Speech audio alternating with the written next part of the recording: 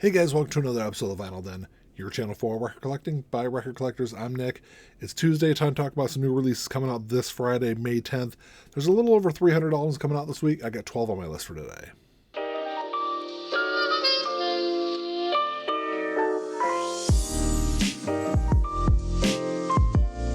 There's a bunch of links down below. There's links for the Vinyl Den Facebook group, for the merch page, for the Spotify and Apple Music playlist I put together a week, and the Patreon page. Make sure you check all that out. Like always, if you enjoyed the episode, make sure to give me a thumbs up. Hit that subscribe button down below. Make sure you hit that notification bell so you're notified every time I release new episodes. Like I said in the intro, there's a little over 300 albums coming out this week. I'm only going to talk about 12 on the show today, though, so if there's something I don't talk about, make sure you drop me a comment down below. Let me know what you're looking forward to grabbing this week.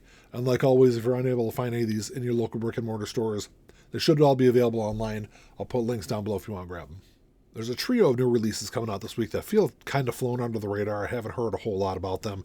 The first one was the new album from Bayside, There Are Worse Things Than Being Alive. It's their ninth studio album. It's going about $24 online. I know there's multiple variants going to be available of this one. I think there's a purple version. I think it might be an indie exclusive version. At least that's what my local record store has up for pre-order. If you're unfamiliar with Bayside, they're this like emo punk rock band. Started in the early 2000s. Cult was probably their biggest album, which came out back in 2014. So this new album is the follow-up to their 2019 album, Interrobang, which that was the album that kind of got me starting to listen to the band. I really enjoyed that album, and I know that I think Cameron Webb, who also produced Interrobang, he also produced the new Alkaline album from this year, which I loved that album, probably one of my favorite albums of the year so far. He also produced this new album. They've released a couple of singles off of it. I like what I've heard. It's definitely one I'll stream and check out. I haven't pre-ordered a copy of it yet. I'll wait till I check out the whole album this week. So you got that coming out. The next one is Kings of Leon. Can We Please Have Fun? So this is their ninth studio album also. $38 is going to run you online. There's multiple variants of this also. There's an Apple version. I don't know which they don't call it red. There's also, I think the Apple version is the indie exclusive. There's a Bone version that's an Amazon exclusive. So this is the band's first album from after they left RCA. They're with Capitol Records now. You know, to be completely honest, their last album, I think, came out in 2021. Yeah, When You See Yourself came out in 2021. I wasn't a huge fan of that album. They have released, I think, 3 singles off the new album. I'm definitely liking what I'm hearing off those 3. It's another album where kind of along the same lines as that Bayside album. I'm going to wait to hear the entire album before I decide to grab a copy. But I like what I've heard so far. And then the third release I think is kind of flown under the radar is a new album by Knock Loose, You Won't Go Before You're Supposed To. It's their third studio album. There's a standard black version of this. There's a clear mint version. And then there's this indie exclusive version that's on green, yellow, black, and white splatter. Looks kind of busy, but I think it does kind of have an interesting look to it.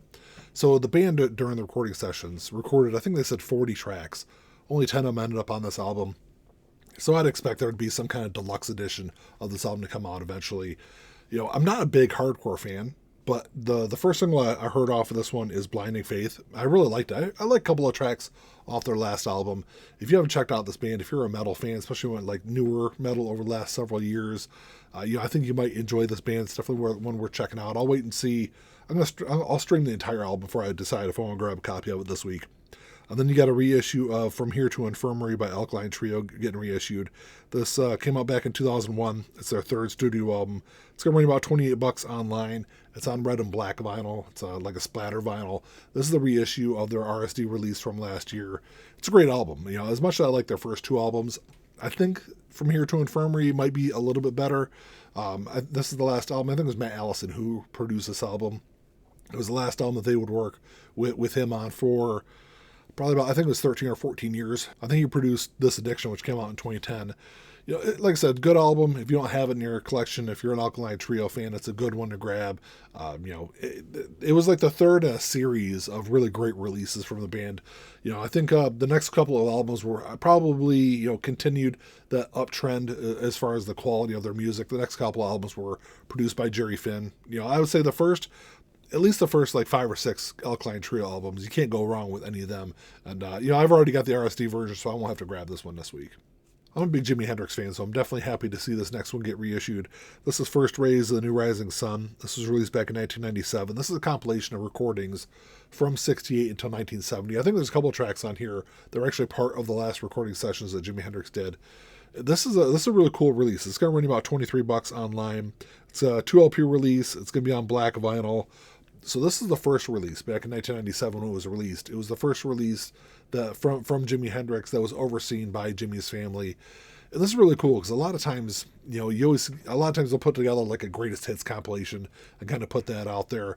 But the family decided to go in a different route and use all these other recordings from Jimi's career.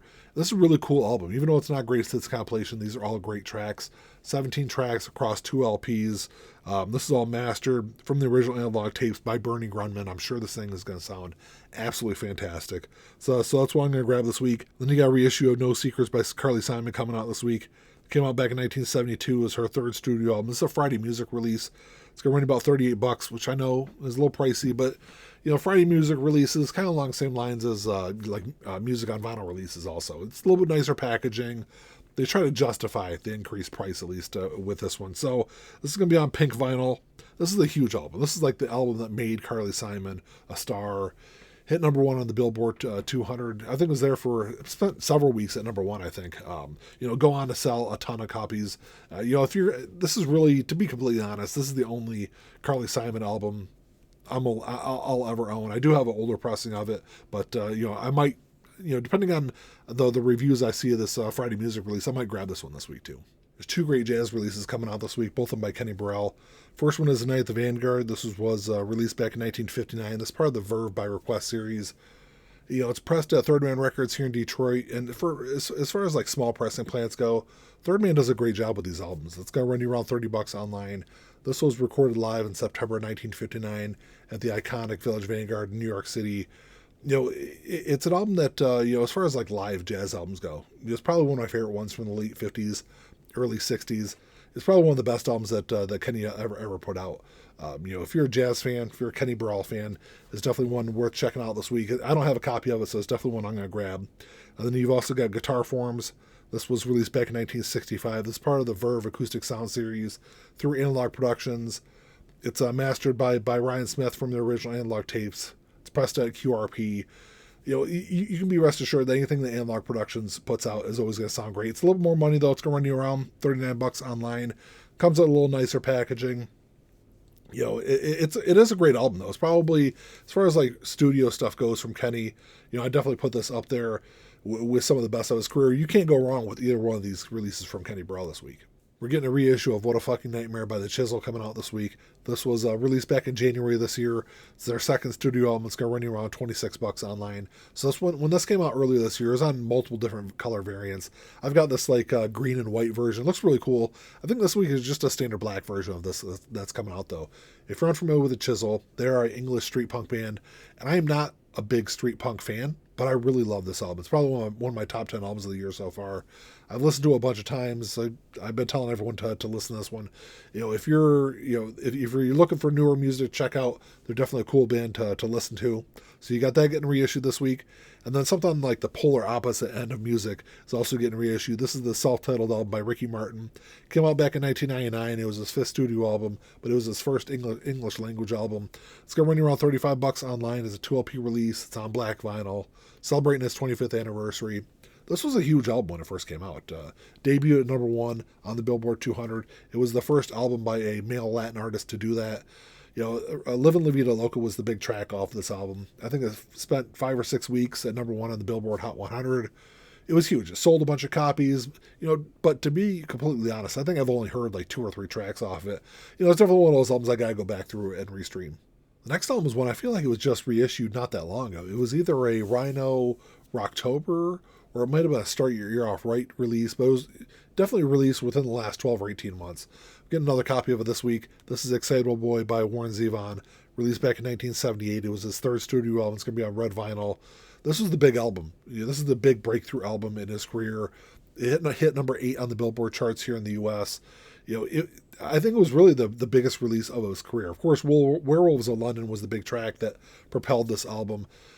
As great as Warren Zevon is, to be completely honest, this is the only album of his I've ever listened to, and I really don't know why. I don't know why I've never listened to anything else from his career. So, I definitely need to go back through this album and really kind of go back through all the other albums in his career. But if you want to grab a copy of this, it's going to run you around $38, which I know is a little pricey for one LP release, but it is a really great album.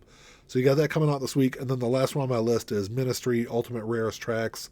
This was just released back in January of this year, so we're getting a reissue of it pretty quickly after it was first released. This is gonna run you around it's gonna run you around $37 online. This is all early demo stuff from 81 to 83. The cool thing is about this release, I'm not the biggest Ministry fan. I feel like I've said that a bunch over the last couple of weeks. There's been a lot of releases over the last couple of weeks where I'm not really big into bands, but I like releases. So, this is cool though. This is the cool thing about this release is it has 1 or 2 tracks off of this from the very first Ministry live show. So that's kind of cool to go back through and see the progression of the band. This is on there's 2 LPs that's got 16 tracks on here. There's live stuff on here. There's also demos. There's some alternate mixes on here. It's gonna be on silver vinyl. It's cool. Like I said, it's definitely one I'll check out this week. Well, that's all you got for today, guys. Thanks for checking the show out. Make sure you drop me a comment down below. Let me know what you're looking forward to grabbing this week. Some really cool stuff. Like I said, I'll definitely stream those 3 new albums that are coming out. I might grab those 2 jazz albums. I'll probably grab that Jimi Hendrix release also. We'll see what I end up grabbing this week. But let me know what you guys think. Like always, if you enjoyed the episode, make sure you give me the thumbs up. Hit that subscribe button down below. And that's all I got. Until next time, keep on spinning. Peace.